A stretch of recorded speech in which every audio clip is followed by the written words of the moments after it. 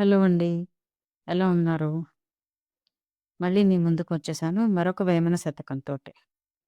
ఈ ఛానల్ మీకు నచ్చినట్టయితే లైక్, షేర్, సబ్స్క్రైబ్ చేయండి. అండ్ కామెంట్ కూడా చేయండి. ఎంతమందికి ఈ పద్యాలు తెలుసు అనేది. Thank you. ఆత్మశుద్ధి లేని ఆచారమది ఏల, భాండశుద్ధి లేని పాకమేల. చిత్తశుద్ధి లేని శివపూజలేలరా, విశ్వదాభిరామ వినురవేమ. అనగా మంచి మనసుతో చేసే పూజలు మాత్రమే ఫలిస్తాయి.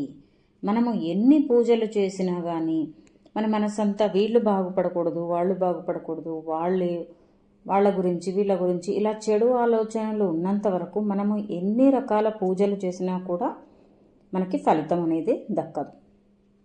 భాండశుద్ధి లేని పాకమేల అంటే మనము వండుకునేటప్పుడు ఆ గిన్నెలు క్లీన్గా లేకుండా మనం వంట చేసామనుకోండి, దాన్ని మనం తినగలుగుతామా? తినలేము. అలాగే మనము మంచి మనసుతో అందరికీ మంచి జరగాలనే ఆలోచనతో చేసే పూజలు ఏవైనా కానీ ఖచ్చితంగా ఫలితాన్ని ఇస్తాయి.